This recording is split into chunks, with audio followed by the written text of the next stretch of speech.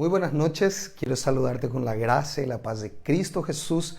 Qué alegría poder estar contigo y compartir la palabra de Dios en nuestro curso Revelando a Jesús en el Antiguo Testamento. Hasta aquí ya hemos aprendido bastante. Estamos estudiando la historia de la nación de Israel en este módulo 2. Hemos dividido en 9 periodos la historia de todo el Antiguo Testamento, la historia de la nación de Israel. Y hoy nosotros queremos proseguir con nuestro tercer periodo, el periodo entonces de peregrinación, nuestra lección 3.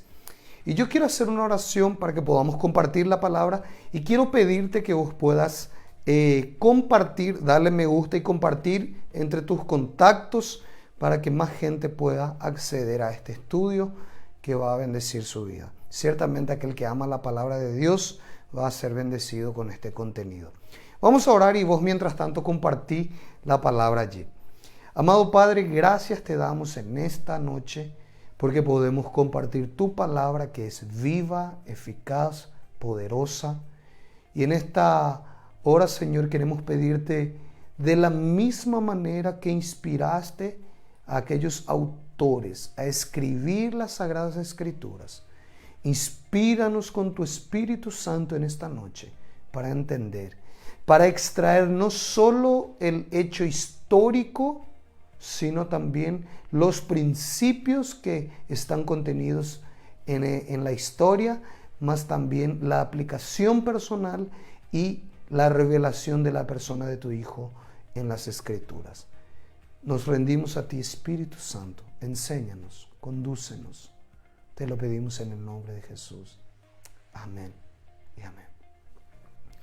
Muy bien, hoy, como les dije, nosotros proseguimos con nuestra lección 3, revelando a Jesús en el Antiguo Testamento, y vamos a dar continuidad a nuestro estudio. Yo espero que vos estés con tu material en mano, y que vos puedas acompañarme, puedas anotar algunas frases que yo voy soltando allí.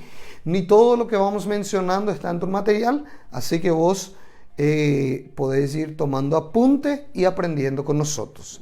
Recordando que la bendición de Dios dada a Abraham cuando le dijo: haré de ti una nación grande, te bendeciré y serás bendición. Dios se estaba refiriendo al prometerle a Abraham eso, que de él nacería la nación de Israel. De Israel saldría Jesús, el Salvador del mundo, y a través de Jesús Dios estaría amando a todo el mundo. Estaría bendiciendo a todas las familias de la tierra, estaría bendiciendo a toda la raza humana. Todo ese proyecto comenzó con un hombre llamado Abraham. De él provino la nación de Israel y de Israel provino nuestro Salvador. Por eso es importante estudiar la historia de Israel como lo estamos haciendo. Y la historia de Israel entonces tiene 9 periodos. Ya estudiamos el periodo patriarcal, el periodo en donde la nación, antes de ser formada como nación, tenía los padres de la fe, los padres de esa nación, que eran Abraham, Isaac, Jacob y José. Hemos pasado la lección pasada por el periodo de opresión y liberación, el periodo en donde la nación de Israel quedó esclava por 430 años en Egipto. Y ahora allí tenemos el tercer periodo que está resaltado en otro color, el periodo de peregrinación. Ese es el tercer periodo de la nación de Israel. Cuando nosotros queremos estudiar el periodo de peregrinación, nosotros estudiamos el libro de Éxodo, el libro de Levítico, el libro de Números y Deuteronomio. Entonces, en esos 4 libros de la Biblia, el segundo, el tercero y el cuarto, y el quinto libro de la Biblia, Éxodo, Levítico, Números y Deuteronomio, tenemos el periodo de peregrinación en partes allí, ¿ok? Cuando estudiamos el periodo patriarcal, tendríamos que remontarnos al libro de Génesis. Cuando estudiamos el periodo de opresión y liberación, estamos estudiando el inicio del Éxodo. Y el tercer periodo que comenzamos hoy, entonces abarcan los 4 libros allí del Pentateuco, del segundo al quinto. Éxodo, Levítico, Número y Deuteronomio. Entonces allí vos encontrás este tercer periodo. Vamos entonces, ¿a qué nos referimos cuando llamamos periodo de peregrinación? Es el periodo de la historia de Israel en donde se desarrolla, ese periodo se desarrolla entre la salida de la esclavitud de Egipto y la entrada a la tierra prometida de Canaán. Son 40 años de peregrinación por el desierto que Dios utilizó para muchos propósitos. Entonces, desde que Israel salió de Egipto y fue a la tierra de Canaán, Israel pasó por 40 años de peregrinación en un local, o mejor dicho, en varios locales, que podemos resumirlo como el desierto. 40 años peregrinando hasta después de la muerte de Moisés. Dios levanta a Josué e iniciará la 4ª etapa, que vamos a estudiarlo también, que será el tiempo de conquista, el periodo de conquista. Pero el periodo de peregrinación se dio en esos 40 años que ellos estuvieron dando vueltas por el desierto. Esos años, esos 40 años, fueron marcados por trayectorias de peregrinación. En esos 40 años Dios realizó un pacto con la nación de Israel, el pacto de la ley, y Dios proveyó de una manera sobrenatural a la nación de Israel. Dios hizo caer el maná del cielo, el pan del cielo, por 40 años en el desierto. Dios les guió por medio de la nube 40 años en el desierto. Dios dio sombra a toda la nación de Israel en ese calor del desierto. Durante el día la nube les daba sombra. Durante la noche, que por lo general es un periodo de mucho frío en el desierto, Dios hacía que aquella nube que les daba sombra de día, de noche fuese una columna de fuego que les daba calor. Entonces, en el desierto ellos bebieron agua de la roca. Ellos comieron de una manera sobrenatural, vieron la intervención de Dios, vieron el favor de Dios derrotando a muchos enemigos. En fin, ese periodo de 40 años de peregrinación, el periodo que vamos a estudiarlo, Es un periodo de la intervención divina en favor de ellos. La intervención de Dios de una manera sobrenatural sobre la nación de Israel. Entonces nosotros vamos a embarcar en esta lección estos hechos que acontecieron en la nación de Israel. Muy bien, si nosotros vamos a la trayectoria de esos 40 años, aquí yo te dejé en el material de manera que vos entiendas didáctica y cronológicamente con referencia bíblica cómo es que la nación de Israel pasó esos 40 años en el desierto. Y vos tenés allí bien ordenadito, tenés la referencia y tenés la trayectoria. Por ejemplo, ellos salieron de Ramesés, partieron a Sucot 600,000 hombres de a pie. Este es el número del ejército de Israel. ¿Se recuerdan la noche de la Pascua? La noche en la que el cordero murió en favor de la nación de Israel, un cordero por cada familia. Mientras la muerte estaba asolando a los primogénitos de Egipto, Dios estaba salvando a los primogénitos israelitas. Al día siguiente ellos salieron entonces de Ramesés y partieron rumbo a Sucot. Comenzó el éxodo, comenzó el periodo de peregrinación para ir rumbo a Canaán. Ellos salieron 600,000 hombres de a pie según el relato bíblico. De allí es que los historiadores, ¿sí?, sumando más niños, más ancianos, más mujeres, ellos redondean el número de la nación de Israel de entre 2 millones a 5 millones de personas. Porque estos 600,000 hombres eran hombres de guerra, por lo general contados de entre 20 a 50 años. ¿Ok? Entonces, esos 600,000 hombres eran hombres de guerra. Agregándole ahí más un niño, más una niña, más una mujer, más un anciano, más una persona mayor. Allí entonces estamos rondando de entre 2 a 5 millones de personas que salieron de Egipto. Imagínense, amados, una nación.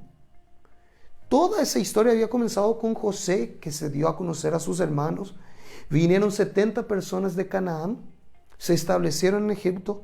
Ahora esas 70 personas pasaron 430 años y era una nación de 2 a 5 millones de personas saliendo de Egipto rumbo a la tierra que Dios había prometido a Abraham. Este era el éxodo, esta era la peregrinación para llegar a casa, a la tierra heredada por Dios. Ahí nosotros vemos que ellos de Sucot fueron a Etam, que era la entrada del desierto. Eran guiados por, como les dije, por la nube de día y por la columna de fuego de noche. Ellos cruzaron el Mar Rojo. Dios le dijo a Moisés: Moisés, ¿por qué clamas a mí? Y porque cuando ellos salieron de Egipto, pasaron los días y los egipcios resolvieron perseguir a los israelitas para hacerlos volver a la esclavitud. Cuando ellos estaban peregrinando entre esos 2 a 5 millones de personas, se encuentran delante de ellos con el Mar Rojo. Y allí Moisés clama a Dios y le dice: Señor, ¿qué voy a hacer? Aquí está el mar delante de mí, ¿qué voy a hacer? Y Dios le dice: ¿por qué clamas a mí? Divide el mar. Con tu vara, coloca allí, divide el mar. Y allí, por el poder de Dios, el Mar Rojo es dividido. Israel pasa como en tierra seca a pie, toda la nación. Y cuando los egipcios que estaban persiguiendo le intentaron pasar, el mar se cierra y ellos mueren aquel día. Entonces ellos pasaron el Mar Rojo de una manera poderosa. Allí entonces ellos entran al desierto de Sur hasta Elim. Ahí tiene usted la referencia. De Elim pasan al desierto de Sim.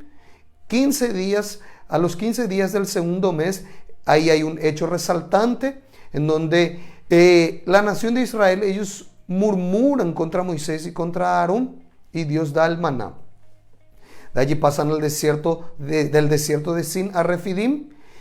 Después tenemos la batalla contra Amalek. Todo eso está ahí relatado, amados, de manera cronológica. Ustedes pueden seguir el libro de Éxodo y van a ver. Allí en la batalla contra Amalek es en donde Moisés se para sobre la roca y dos varones, Aarón y Hur, ellos sostienen las manos de Moisés. Mientras Moisés clamaba a Dios, oraba, el pueblo vencía en la batalla contra Amalek. ¿Ok? Ahí tenemos también de Refidín a Sinaí. Ellos llegaron en el tercer mes de haber salido de Egipto, llegaron al desierto de Sinaí. Y ese es un hecho muy resaltante, porque en la región del Sinaí, en el monte de Sinaí, Dios llama a Moisés y les da la ley, las dos tablas de la ley de Dios, de los 10 mandamientos. Allí en el Sinaí, Dios hace un pacto con la nación de Israel, el pacto conocido como el pacto de la ley. Dios llama a Moisés, hace un pacto con la nación de Israel, y allí entonces se establece un vínculo, un pacto poderoso entre el pueblo de Israel y el Dios que había prometido a Abraham, a Isaac y a Jacob, que de su descendencia haría una nación grande. Allí en el Sinaí. Cuando ellos llegaron al Sinaí, 3 meses después de haber salido de Egipto, llegan al monte Sinaí, allí hacen el pacto con Dios, allí tienen una experiencia extraordinaria que nosotros vamos a entrar de aquí a poco a detallar, y ahora ellos pasan a ser propiedad peculiar de Dios, pueblo santo escogido por Dios. Y allí entonces, para terminar esos 40 años en el desierto, ellos se quedan en la región de Cades Barnea por 38 años. La región de Cades Barnea era una región en el desierto, y ellos se quedan andando en círculo en la región de Cades Barnea 38 años. Recuerden que la nube les guiaba y les hizo andar en círculo. ¿Por qué 40 años ellos pasaron en el desierto? Importante recordar eso. Dios había dicho a Moisés que envía a 12 espías a la tierra de Canaán, la tierra que Dios había prometido a la nación de Israel. Entonces, un príncipe de cada una de las 12 tribus de Israel va hasta Canaán, 12 varones. De entre esos 12, ellos pasan 40 días espiando Canaán, viendo cómo era la tierra, viendo si había arroyos, aguas, si era un lugar bueno para vivir, si era un lugar como el que Dios había dicho que era, una tierra donde fluye leche y miel, en alusión a una tierra de abundancia. Y ellos 40 días espían la tierra. Al volver para dar el reporte a Moisés, 2 de los espías, Josué y Caleb, dijeron: es una tierra como Dios prometió. Es una tierra linda, de abundancia, de arroyos, de montes, de vegas. Vamos y poseámosla. Pero 10 de ellos se concentraron en las dificultades que había en la tierra. Dijeron: sí, la tierra es buena, es linda, pero allí hay gigantes. Nosotros somos como langostas delante de ellos. Ellos nos van a aplastar como a pan. Nos van a destrozar. Estos 10 espías le dieron este reporte a Moisés, un reporte incrédulo, un reporte de incredulidad, y el pueblo oyó el reporte de estos 10 incrédulos. Y el pueblo fue contagiado por esa incredulidad, murmuró, lloró, se quejó y dijeron: para esto Dios nos quitó de Egipto. ¿No nos hubiese sido mejor quedarnos allí comiendo esas cebollas y esos ajos y esa carne que era tan rico allí? ¿Por qué salimos? Designemos un capitán y volvamos a Egipto. Por 10 incrédulos, toda la nación fue contagiada de incredulidad. Y eso enojó a Dios. Dios dijo: por cuanto ustedes dudaron y no creyeron. Estuvieron 40 días espiando la tierra de Canaán y no creyeron en mí. Creyeron en las circunstancias, en el problema, en los gigantes que vieron allí. Por causa de esto, yo les voy a cobrar 1 año por cada día que ustedes espiaron la tierra. Y como espiaron 40 días, Dios les dijo: 40 años van a quedar en este desierto, y toda la generación de ustedes, esa generación incrédula, va a morir en el desierto. Y se va a levantar una nueva generación, una generación que crea en mí, que va a entrar a la tierra que yo prometí a Abraham, a Isaac y a Jacob. Entonces esos 40 años en el desierto están directamente relacionadas a los 40 días de espionaje de los 12 espías y a la incredulidad de los 10 de los 12 príncipes que fueron. Entonces, por incredulidad quedaron vagando en el desierto. Ojo, aunque ellos quedaron 40 años en el desierto vagando, Dios fue un Dios de misericordia, un Dios poderoso, un Dios proveedor, un Dios sobrenatural que les mantuvo 40 años en el desierto de una manera sobrenatural. Ellos no sembraban, pero tenían comida. Ellos no tenían trabajo, pero eran sustentados. Ellos no tenían un lugar habitable, pero vivían confortablemente. O sea, aún contra todo pronóstico, en esos 40 años vagando por el desierto, Dios fue fiel con ellos. Dios les sostuvo a todos hasta que los 40 años pasaron. Entonces, si alguna vez te preguntaste por qué 40 años de peregrinación, ahora ya sabes, por los 40 días de espionaje que ellos no creyeron en lo que Dios dijo y creyeron en lo que en el problema estaba diciendo. Entonces, de esos 40 años, 38 años vagaron en Cades Barnea, en una misma región. Ahí vos tenés toda la cronología. Muy bien, allí está el mapa, amados. Allí está el mapa. Ustedes tienen la parte izquierda a Egipto y tienen la parte arriba mismo en donde dice Ramesés. De allí ellos salieron. Allí tenemos una especie de triángulo entre Egipto y el Mar Rojo en donde atravesaron. En ese triangulito descendente allí, en ese lugar ellos estuvieron vagando 40 años, hasta que luego entraron a Canaán en aquella región acá, en la parte de arriba. Entonces, ahí tenés el mapa vos. Cualquier Biblia de estudio tiene ese mapa, vos podés acompañar eso ahí. Pero en esa región entonces ellos vagaron 40 años. Muy bien, ahora vamos a concentrarnos en lo que pasó en esos 40 años, ¿sí? Esta lección 3 yo voy a dividirla en 2 lecciones para que podamos estudiarlo bien y entender, ¿ok? En estas 2 clases, hoy y la siguiente semana, yo quiero desplayarme y desmenuzarles lo que pasó en esos 40 años de peregrinación. Recordando, estamos aprendiendo hechos históricos que pasó con la nación de Israel. Vamos a extraer principios que se pueden aplicar a nuestra vida, pero también vamos a ver a la persona de Jesús y su obra dentro de estos datos históricos. Muy bien, Israel, una nación establecida. Entramos en tu material. El pacto de Dios con Israel en el monte Sinaí.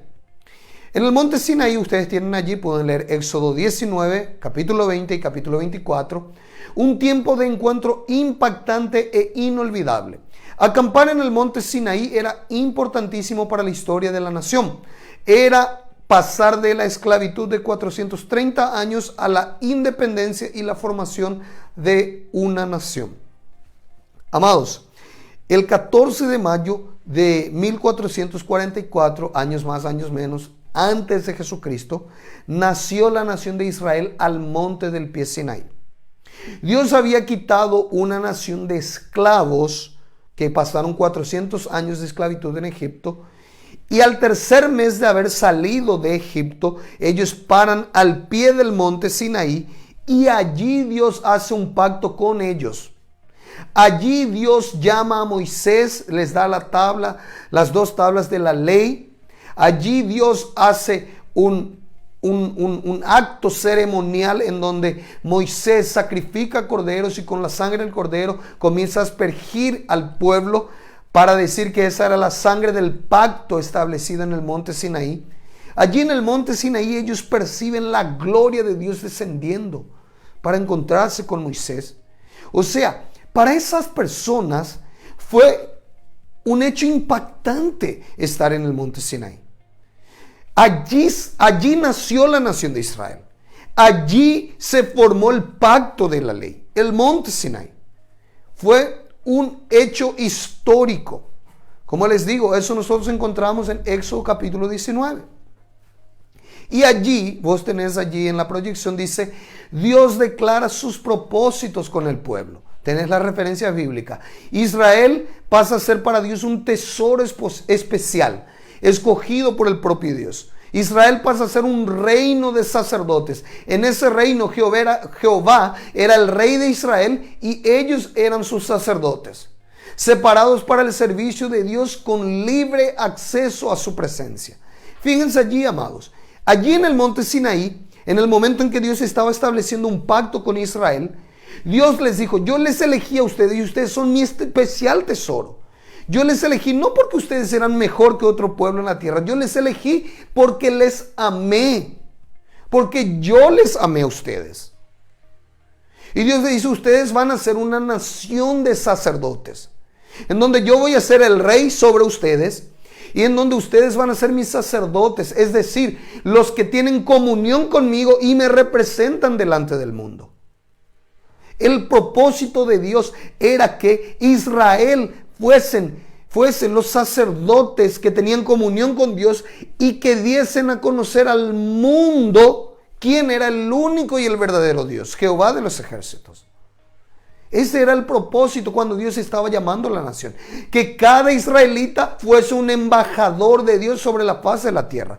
Que el mundo entero que no conocía a Dios, que estaba apartado de Dios, que hacía de ídolos imágenes de estatuas, de piedras, de barros, de madera, hacía dioses a su semejanza, que ellos conociesen que había un solo Dios sobre toda la tierra y que era Jehová, el Dios de Israel. Y los israelitas serían los sacerdotes que diesen a conocer al mundo ese mensaje. Entonces Dios elige un pueblo, una nación, y les dice, ustedes son un especial tesoro. Ustedes serán mis sacerdotes. Este era el propósito, amados. Dios les llama de nación santa, o sea, separada de otras naciones para pertenecer exclusivamente a Dios. La palabra santo significa separado para Dios. Por Dios y para Dios. Israel en el monte Sinaí fue declarada una nación santa porque fue apartada para relacionarse con Dios, para conocer a Dios, para cultuar a Dios y para que el mundo conociera al único y verdadero Dios a través de los israelitas. Entonces en el monte Sinaí nace la nación de Israel, se realiza el pacto y nace el pacto allí. Ahora, en el monte Sinaí, Israel recibe la ley. Eso está en Éxodo capítulo 19 y 20. La ley no fue dada como un instrumento o medio de justificación por la práctica de las obras en ellas contenidas. Fíjense aquí, el propósito de la legislación bíblica era organizar y regular la vida sobre estos aspectos, moral, civil y ceremonial. Aquí yo quiero que ustedes me entiendan. Les voy a contar tal vez algo que ustedes hasta aquí nunca percibieron. ¿Ok? Primero, este detalle. Cuando yo me refiero o digo la ley dada por Dios a Israel, nosotros podemos dividir esa ley en la ley moral, en la ley civil y en la ley ceremonial. O sea, cuando yo digo ley, se divide en tres aspectos: civil, moral y ceremonial. Cuando digo moral, la ley moral se refiere a los 10 mandamientos, escritas en tablas, en las 2 tablas dadas por Dios. Entonces, la ley moral es eso, se refiere a la conducta moral que los que tenían un pacto con Dios debían practicar. No robar, no mentir, no decir falso testimonio, no codiciar las cosas del prójimo y así en adelante. Ley moral. La ley civil eran las innumerables recomendaciones de Dios de cómo vivir civilmente. Ellos eran un grupo de esclavos, estaban saliendo de la esclavitud y ahora irían a formar su propia nación y debían comportarse civilmente, debían respetarse. Dentro de esa ley civil estaban todos los códigos de cómo vivir una vida de respeto mutuo, cómo respetar la propiedad del prójimo, cómo tratar con aquel que accidentalmente cometió, por ejemplo, un asesinato, un homicidio, en un trabajo, por ejemplo, alguien por accidente, por hacer carga pesada, termina perjudicando la vida del otro. Cómo tratar esos asuntos civiles, cómo tratar los asuntos civiles de esclavitud, en donde Dios dice no tiene que haber esclavo entre ustedes. Cómo tratarle a las viudas, a los huérfanos, a los pobres. Dios decía que de la producción de los trigos en el día de la cosecha, de las uvas, ellos siempre debían dejar, no debían recoger toda la cosecha, para dejar que si algún pobre pasase por allí pudiese recoger un pedazo o un poco de espiga, un poco de maíz, un poco de uva. Eran leyes civiles, leyes que les ayudaban a ellos a convivir en la armonía, en el respeto, en el amor. Y la ley ceremonial se refiere a que ellos podían cultuar a Dios según los parámetros de Dios. Dios estaría colocando en medio de ellos el tabernáculo, en donde solo los sacerdotes y los levitas podían servir, en donde estaba dividido en el atrio, el lugar santo y el lugar santísimo. Todo esto vamos a estudiarlo. Pero habían leyes ceremoniales. Si alguien quería cultuar a Dios, había un sistema de ofrendas, no podía salir de esas ofrendas. O tenía que ser una becerra, una cabra, un carnero, o un palomino, una tórtola. No podía ser otro animal fuera de los que establecía la ley. Tenían que ser animales según el parámetro de la ley. Entonces esos eran ofrendas ceremoniales. Ofrendas ceremoniales, ¿de qué manera cultuar a Dios? Entonces la ley se divide en moral, civil y ceremonial. Entendiendo eso, vamos a ver un poquitito lo siguiente. Cuando Dios da la ley en el monte Sinaí, Dios en el capítulo 19 de Éxodo le dice a Moisés: Moisés, vení y subí al monte Sinaí. Coloca un límite en el monte Sinaí y decirle al pueblo que no suba al monte. Porque al tercer día yo voy a descender al monte Sinaí. Mientras Moisés estaba subiendo al monte Sinaí, Dios estaba descendiendo al monte Sinaí. Moisés subía, Dios descendía para encontrarse en el monte Sinaí. Dios iba a darle la palabra a Moisés. Y allí Dios le dice en Éxodo 19, le dice a Moisés: Moisés, preparale al pueblo. Decirle al pueblo que se santifique por 3 días. El primero, el segundo y el tercero. Porque en esos 3 días nadie puede subir al monte. Pero al tercer día yo voy a venir y van a sonar sonidos de trompetas, de bocinas, de truenos, de relámpagos. Y cuando ellos oigan el sonido de la bocina, allí subirán al monte. O sea, después de 3 días de prepararse, santificarse, podían subir al monte porque Dios descendería al Sinaí para dar la palabra a Moisés. Pero Dios quería que todo el pueblo subiese. Eso es algo que muy pocos perciben. Creen que solamente Moisés debía subir. Pero en el libro de Éxodo, capítulo 19, Dios muestra que quería que todo el pueblo subiese después del tercer día. Allí llegó el tercer día. Suenan los relámpagos, la bocina. El pueblo ve todo aquello y tiene miedo. Y le dice a Moisés: Moisés, no subamos nosotros. Sube solo tú, que Dios hable contigo y vos habla con nosotros. Y todo lo que Dios diga, eso haremos. Allí el pueblo deja de tener una experiencia con la palabra de Dios. Porque tiene miedo. Y pide a Moisés que suba solo él y que ellos se quedasen allí abajo. En Éxodo 33,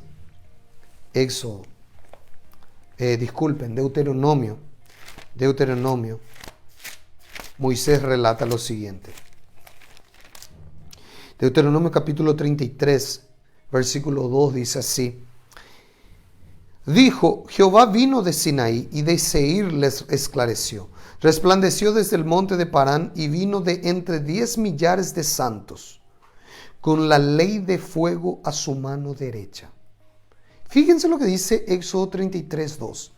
En Éxodo, en Deuteronomio, mejor dicho, Deuteronomio 33:2, Moisés está relatando lo que pasó ese día en el Sinaí. Dios estaba descendiendo en el mundo espiritual. Era imperceptible eso a los ojos humanos. En el mundo espiritual Dios estaba descendiendo con 10 millares de ángeles, de santos, con sus carros de fuego. Esos mismos carros de fuego que vinieron para llevar a Elías. Estaba descendiendo al monte Sinaí porque Dios estaba haciendo un pacto con la nación de Israel. ¿Y quién estaba allí con Dios? Dice, estaba viniendo de entre sus 10 millares de ángeles con la ley de fuego a su mano derecha. O sea, Dios estaba viniendo con la palabra de fuego, con la palabra viva, para incendiar el corazón del pueblo que debía subir al Sinaí. Dios estaba promoviendo una experiencia en donde toda la nación de Israel sería impactada y tocada por la palabra de fuego que venía a su diestra.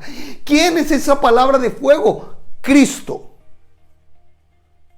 Cristo estaba viniendo como palabra viva para marcar el corazón de la nación de Israel, y ellos no quisieron subir por miedo de aquellos ruidos, relámpagos.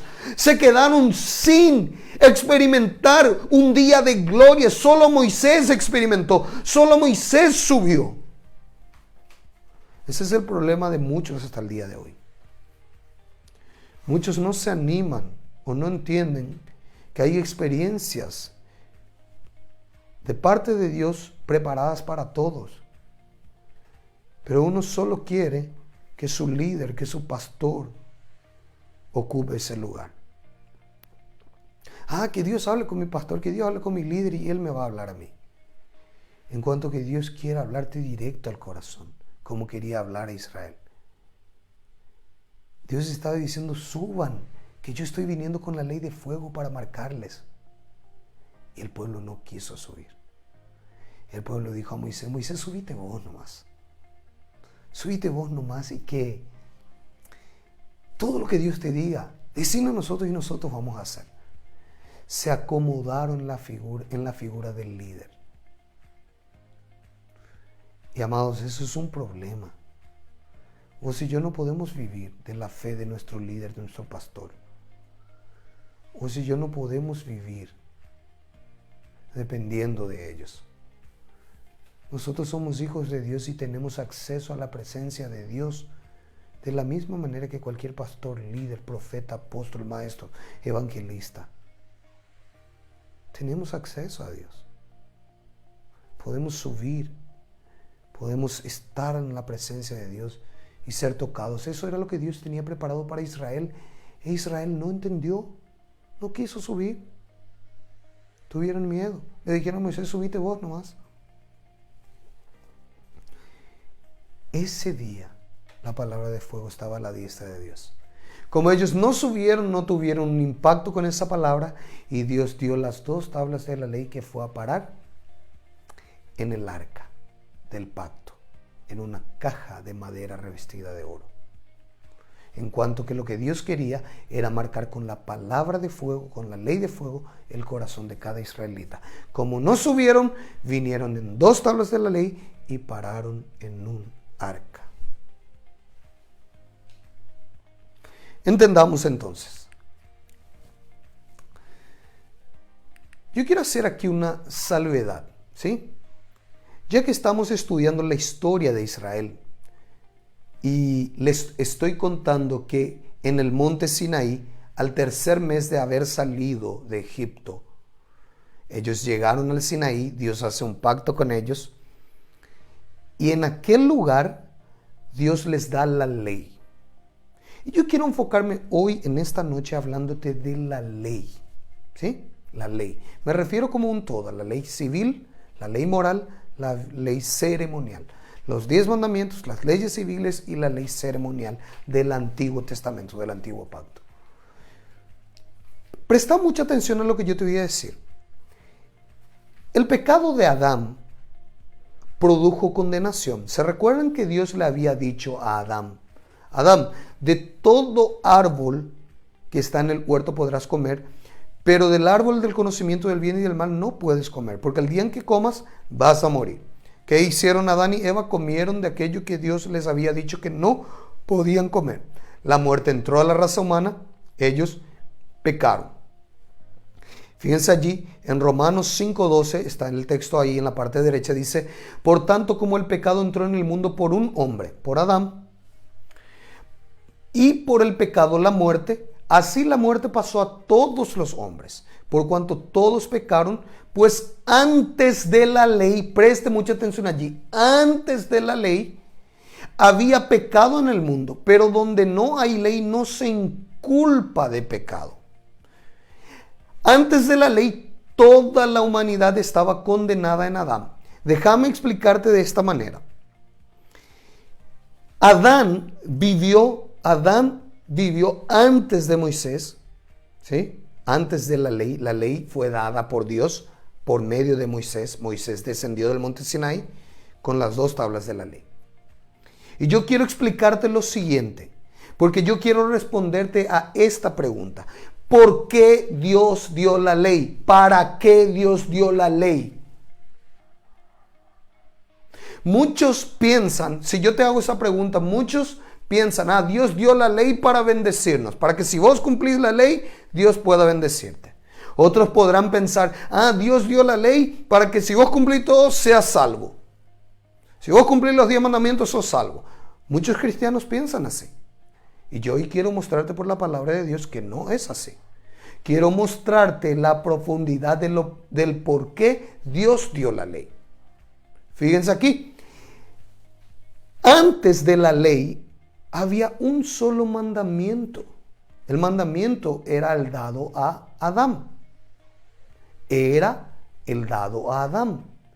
¿Qué mandamiento? No podrás comer del fruto del árbol del conocimiento del bien y del mal.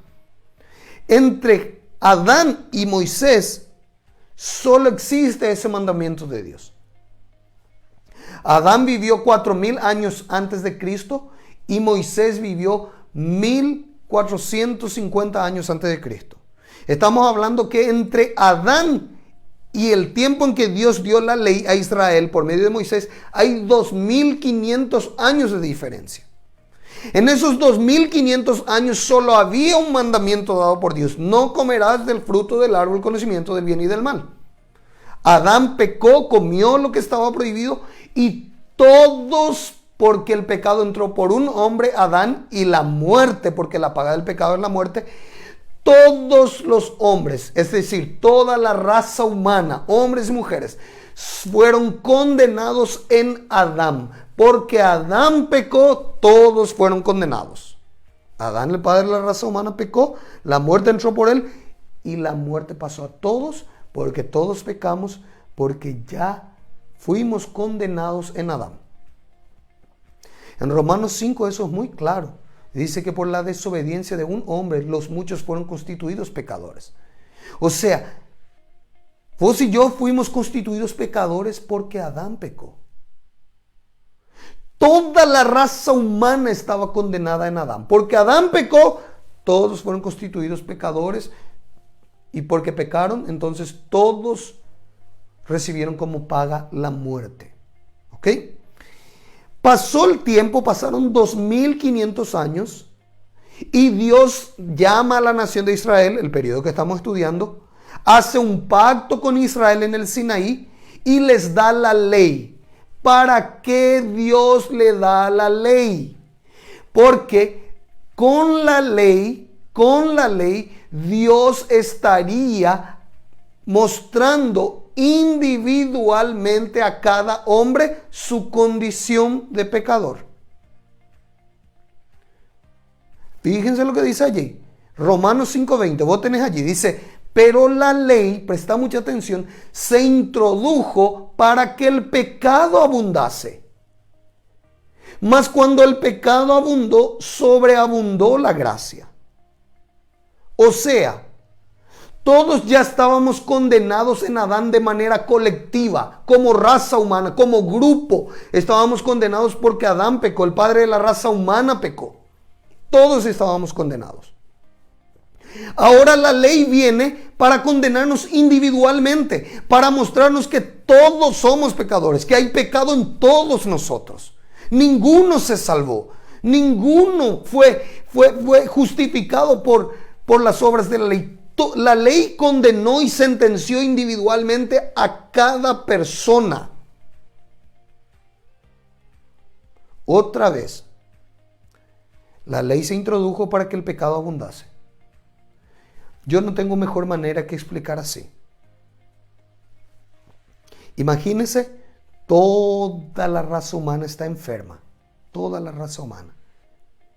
Y nadie sabe o nadie cree que está enfermo. Y es una enfermedad de muerte.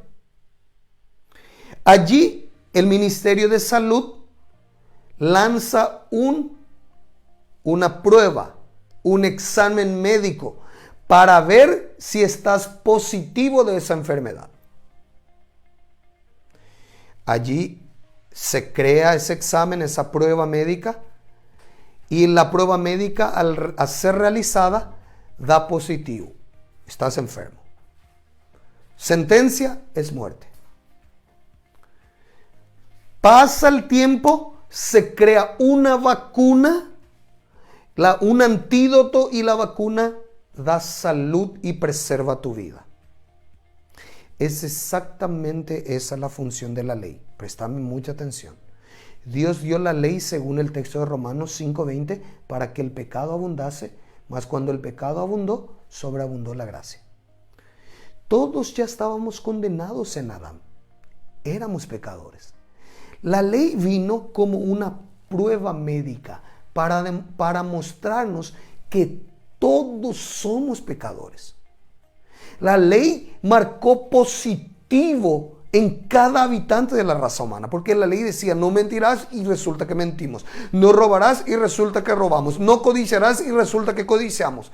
La ley vino a mostrarnos que somos pecadores, porque aunque vos no lo creas, hay gente que se cree buena y merecedora de algo de Dios, pero la ley vino a mostrarnos que todos estamos en la misma bolsa, que todos somos pecadores, y que la consecuencia de esos pecados es la muerte, la separación eterna de Dios. O sea, la ley fue el examen médico que nos mostró que estábamos enfermos. Solo vino a comprobar lo que ya había en nosotros, que estábamos contaminados con el pecado, para que después Dios enviase al Salvador, la vacuna, el antídoto, llamado Jesús. O sea, Dios no envió la salvación sin antes enviar la ley para mostrar que necesitábamos ser salvos. La ley fue dada al hombre a pesar de que Dios sabía que ninguno de nosotros podía cumplirla totalmente, a cabalidad y perfectamente. ¿Para qué entonces Dios nos dio? Dios nos dio la ley para que pudiésemos nosotros entender que somos pecadores. Allí, al entender que nosotros somos pecadores, Dios entonces envió al Salvador Jesucristo para que pudiésemos aceptar la salvación. Es simple el tema. La ley vino y te mostró: estás enfermo y vas a morir. Ahí Dios envía a Jesús y dice: si crees en Él, no vas a morir y vas a ser libre del pecado y vas a nacer de nuevo. Entonces, para eso fue dada la ley. Para eso fue dada la ley. Dice allí: la ley produjo condenación individual. Después de la ley, Dios manifestó su gracia enviando al Salvador. Dios envió a Jesucristo para que nosotros pudiésemos tener vida, para que nosotros pudiésemos tener salvación. La ley ya cumplió su trabajo, mostró que todos estábamos condenados y en pecado. Y ahora la gracia, que es Jesucristo muriendo en la cruz por nosotros, vino a salvarnos. Ecuación completada, simple así. El propósito de la ley entonces. La ley fue dada para manifestar nuestra condición, pecadores. La gracia fue manifestada para salvarnos. Fíjense ahí, yo coloqué 3 textos que quiero mostrarles allí y quiero que ustedes lean conmigo atentamente. Dice así: sabiendo que el hombre no es justificado por las obras de la ley, sino por la fe de Jesucristo. Nosotros también, dice Pablo, hemos creído en Jesucristo para ser justificados por la fe de Cristo y no por las obras de la ley. Por cuanto por las obras de la ley nadie será justificado. Amados, presten mucha atención ahí en donde yo resalto el versículo. Por las obras de la ley nadie será justificado, nadie será salvo, nadie será aprobado por Dios por las obras de la ley. Nadie. Es muy claro el texto. Ahora, si entendemos eso, entendemos que la única manera en que Dios te acepte, la única manera en que Dios te apruebe, la única manera en que Dios te ame como te amó, es cuando crees en Cristo. Porque la ley vino a mostrar tu condición, pecador, pero Cristo fue enviado para salvarte de esa condición y hacerte nacer de nuevo. Entonces, en vez de apegarnos a confiar en nuestra obediencia en la ley, debemos aprender a confiar en la obra del Salvador, porque es esa obra la que te justifica y no tu obediencia a la ley. Obedecemos la palabra, obedecemos la ley porque ya somos benditos, porque ya nacimos de nuevo, porque nacimos del Espíritu y de la simiente de Dios, porque amamos a Dios, porque Él nos amó primero. Pero obedecemos la ley como consecuencia de quienes somos en Cristo ahora, no para ser justificados. Amados, esto genera un problema muy grande en el mundo cristiano. Hay muchos que creen que son más bendecidos que su hermano, su prójimo, porque se creen más cumplidores de la ley. Porque dicen, no, yo oro más que aquel. No, yo ayuno más que el otro. No, yo leo más mi Biblia que el otro. Yo doy más ofrendas que el otro. Eso crea religiosidad y farisaísmo. Vos y yo somos bendecidos por Dios por lo que Cristo hizo, antes que por lo que vos y yo hagamos por Dios. Y vos y yo hacemos algo por Dios o para Dios por saber que somos hijos amados y no para ser bendecidos. Vos y yo obedecemos porque ya somos bendecidos. Vos y yo oramos, leemos y ayunamos porque ya somos bendecidos. La ley no fue dada para que Dios por medio de ella nos justifique, nos apruebe y nos bendiga. No, porque Dios en su inmensa perfección es estricto.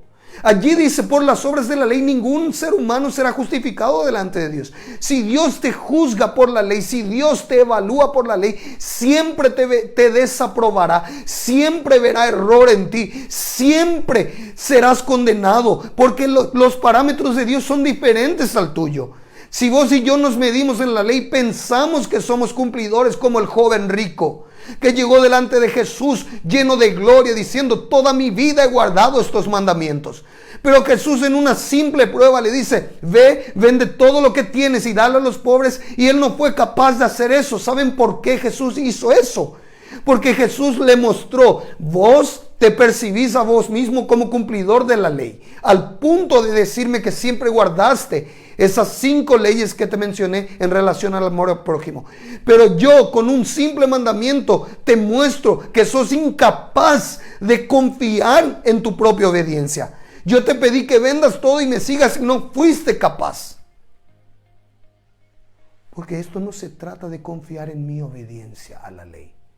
Se trata de confiar en la obediencia perfecta de Cristo realizada en mi favor.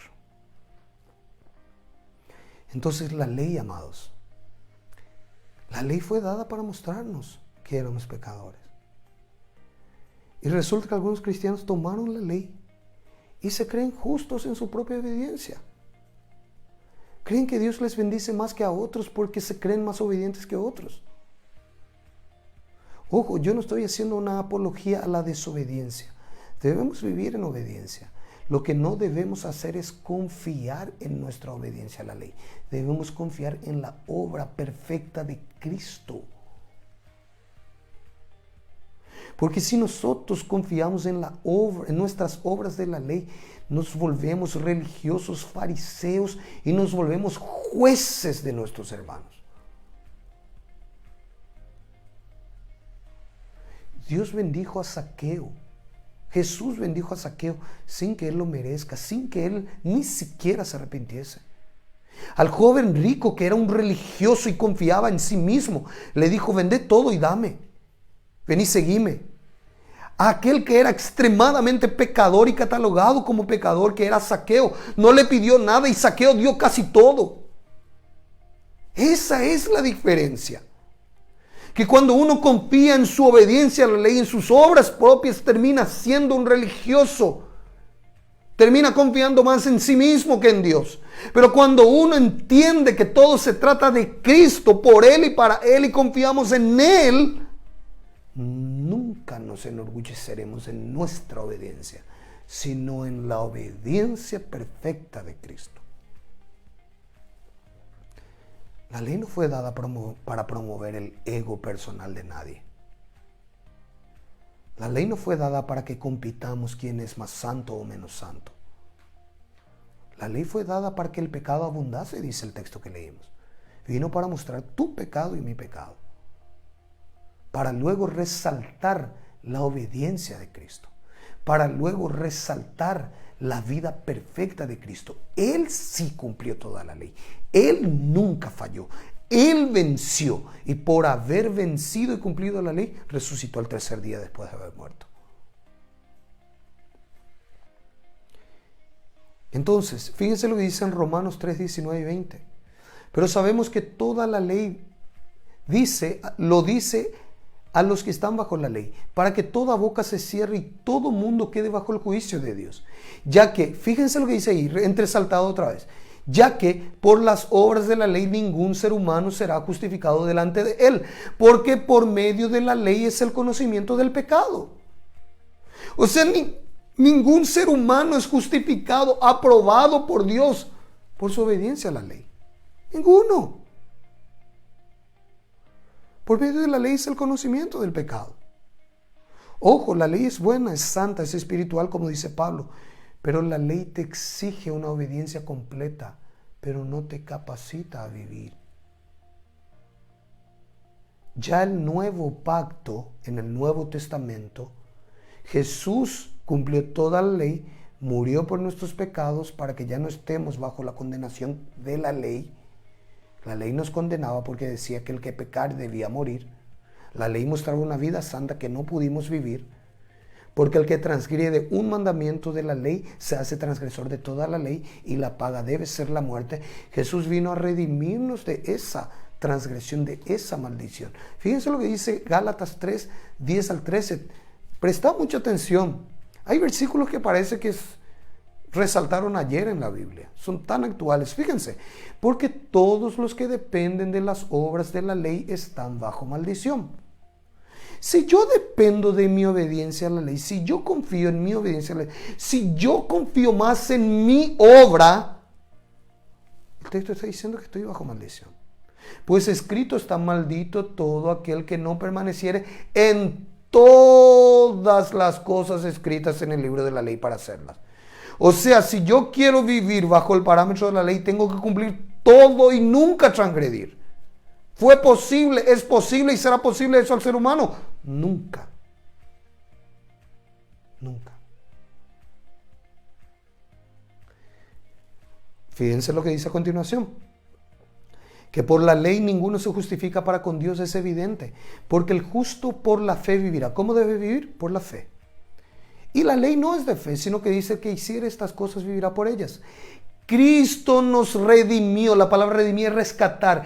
Cristo nos rescató de la maldición de la ley, hecha por nosotros maldición, porque está escrito: maldito todo el que es colgado en un madero. Cristo nos rescató de esa maldición. La ley decía que si nosotros desobedeciéramos en alguno de los mandamientos, seríamos malditos en la ciudad, en el campo, en lo que hacemos, en todo. Deuteronomio 28. Si nosotros dependiésemos del sistema de la ley, si dependiésemos de nuestra obediencia a la ley, si Dios nos evaluase conforme a ese parámetro, siempre estaríamos bajo maldición. Pero allí el texto dice, fíjate muy bien lo que dice, los que dependen de las obras de la ley están bajo maldición. Fíjate lo que dice en la parte donde yo resalté, por la ley ninguno se justifica para con Dios, es evidente. Y la parte tercera en donde resalté dice, Cristo nos redimió de la maldición de la ley.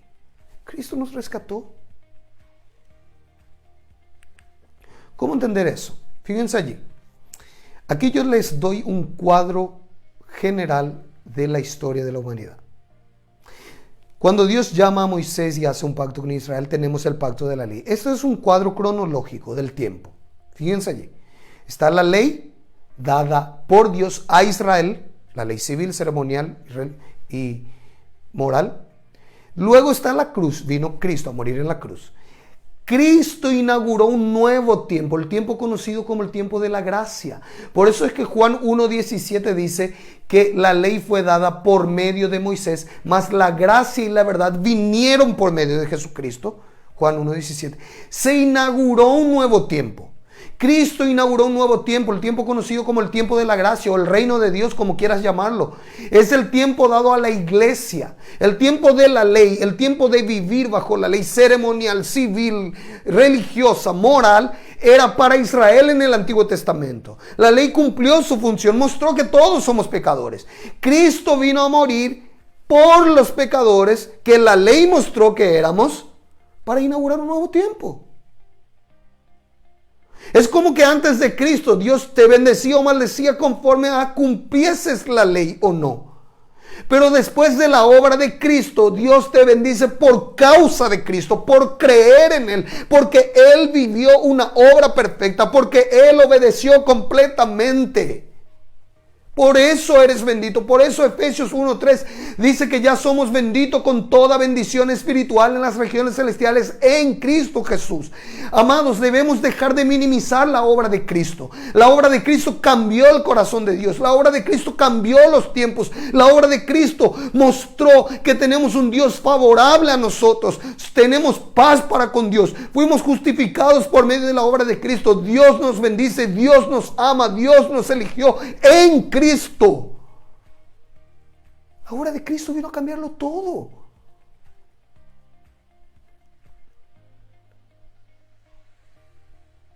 Vino a cambiarlo todo.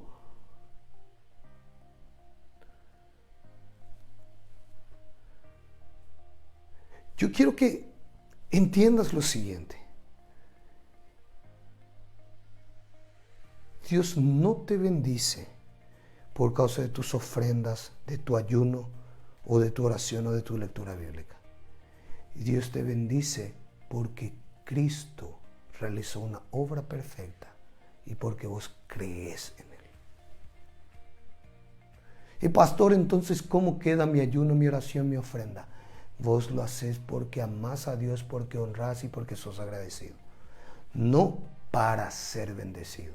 Lo haces porque sos bendecido.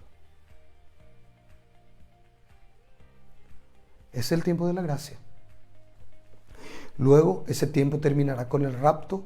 Vendrá el periodo de tribulación de 7 años, gobierno del anticristo en la tierra.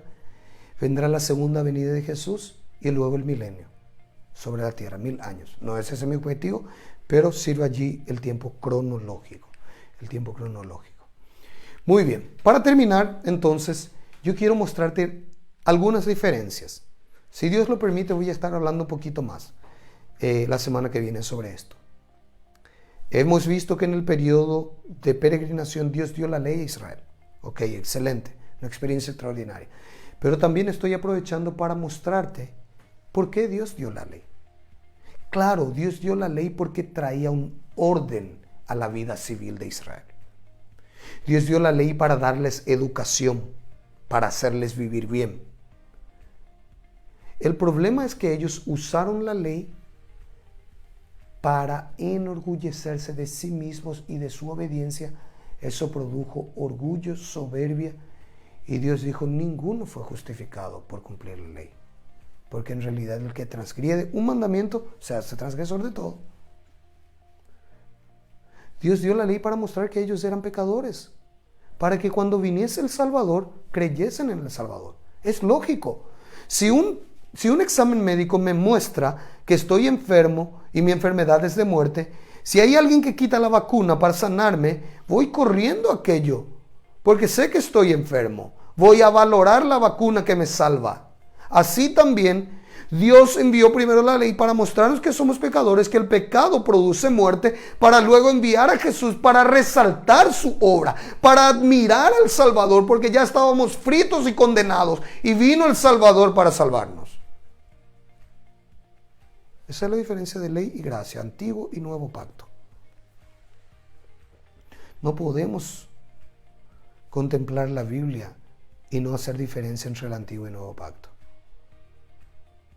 Si hay alguien que lee la palabra y no diferencia entre el antiguo y nuevo pacto y piensa que todo sigue igual, urgentemente debe leer la epístola a los Hebreos, que es una comparación entre el antiguo y el nuevo pacto. Para terminar, fíjense ahí, ley y gracia. Ley me refiero al antiguo pacto, al pacto de la ley, y la gracia. ¿Ok? La ley, por ejemplo, fue escrita en dos piedras, en piedra. La gracia son maderas entrelazadas. La cruz es una madera entrelazada en donde el Salvador murió allí. En la ley, ellos debían ofrecer continuos sacrificios. A cada día había ofrendas en el tabernáculo, porque eran ofrendas imperfectas y debían ser repetidas. No perfeccionaba al que ofrecía esos sacrificios. Era limitado, era temporal. Pero en la gracia, la ofrenda fue hecha por Jesús, una ofrenda perfecta, y según la Biblia, hecha una vez y para siempre. No hace falta repetir, no hace falta que Jesús venga cada año a morir en la cruz. Fue hecho una vez y para siempre. Muestra la grandeza del nuevo pacto, del pacto de la gracia. En el pacto de la ley se habla de maldiciones generacionales en donde Dios dice: yo visitaré la maldad de los padres de los hijos hasta la tercera y cuarta generación. Y en cuanto que en el nuevo pacto Dios dice en Hebreos: de tus pecados no me acordaré más ni haré memoria de ellos. O sea, ya no existe maldición generacional en el nuevo pacto, porque la ofrenda es mayor, porque el pacto es mayor, porque la sangre es más poderosa. Es la sangre de Jesús. En el antiguo pacto la ofrenda era consumida y el juicio era mayor. Ellos ofrecían un animal, un carnero, un becerro, un cordero, y venía el fuego y consumía el holocausto, desaparecía todo, cenizas. Pero en el nuevo pacto la ofrenda permaneció. Era mayor la ofrenda que el juicio. ¿Cómo así, pastor? Jesús estaba clavado en la cruz del Calvario. Jesús estaba clavado en la cruz del Calvario y ya el juicio había venido y él dijo: consumado es, y aún seguía teniendo vida. En el antiguo pacto, las ofrendas eran consumidas por el fuego que representaba el juicio. Pero en el nuevo pacto, como la ofrenda era mayor que el juicio de Dios, aún después que el juicio pasó, Cristo seguía vivo, y por eso dijo: en tus manos encomiendo mi espíritu. En el pacto de la ley fue dada y el pueblo construyó un becerro de oro y 3,000 murieron ese día. En el nuevo pacto, el pacto de la gracia, en el primer mensaje de Pedro, lleno del Espíritu Santo, produjo 3,000 nuevos convertidos. O sea, cuando la ley fue dada, el antiguo pacto, 3,000 murieron ese día. Cuando el nuevo pacto fue establecido, 3,000 hombres nacieron de nuevo. ¿Te das cuenta de la diferencia entre un pacto y el otro? En el primer pacto, en el pacto de la ley, la primera señal fue cuando Moisés convirtió el agua en sangre en Egipto y produjo muerte a todos esos seres acuáticos. Agua convertida en sangre produciendo muerte. En la primera señal del nuevo pacto, Jesús en las bodas de Caná convierte agua en vino, produciendo celebración y gozo. En el pacto de la ley fue dada por medio de un siervo llamado Moisés. Pero en el nuevo pacto, el pacto de la gracia vino por medio del Hijo de Dios. Cuando Dios hizo el pacto de la ley, envió la ley por medio de su siervo Moisés. Cuando Dios estableció el pacto, el nuevo pacto eterno, el pacto de la gracia, Dios vino encarnándose como Jesús. Amados, es mucho mayor el pacto del Nuevo Testamento, el pacto de la gracia, que el pacto de la ley del antiguo pacto. Mi objetivo al hacer esta diferencia entre el antiguo y el nuevo pacto es que vos puedas entender y admirar la belleza de la obra de Cristo. Esto no se trata de confiar en lo que hacemos. Cuando Jesús enseñó sobre la oración, cuando Jesús enseñó sobre la limosna, cuando Jesús enseñó sobre el ayuno en Mateo 6, en las 3 ocasiones Él dice, no hagan para que sean vistos por los hombres. No ores para que los demás te vean. No ayunes para que los demás te vean. No des limosnas para que los demás te vean. Porque los religiosos, los que vivían bajo la ley, ayunaban, ofrendaban y oraban, porque creían que al ser visto por los hombres, ellos serían considerados como espirituales, justos y santos, y serían bendecidos por Dios. Jesús dijo, lo que haces, hacerlo en lo secreto. Porque en el nuevo pacto, lo que hacemos en el secreto. Y cuando somos bendecidos, porque ya lo somos, si alguien te pregunta, ¿por qué sos tan bendecido? Nunca vas a decir, porque oro más que vos, porque ayuno más que vos, porque leo más que vos, porque me entrego más que vos. Siempre vas a decir, porque Cristo realizó una obra perfecta y yo creo en Él. El nuevo pacto nos vuelve cristocéntrico. El nuevo pacto, el pacto de la gracia, todas las luces, todas las cámaras están apuntadas en Jesús.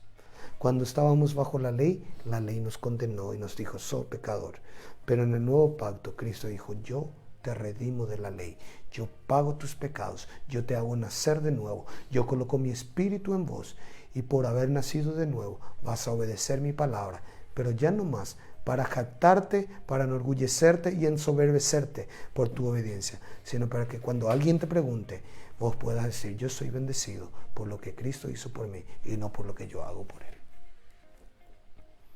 Amén, amados. Yo quiero terminar aquí esta noche. La semana que viene vamos a continuar a hablar de este tiempo poderoso del periodo de peregrinación. Vamos a aprender qué pasó más, qué más pasó en estos 40 años. Desde acá te enviamos un enorme abrazo. Continúa bendito en Cristo Jesús.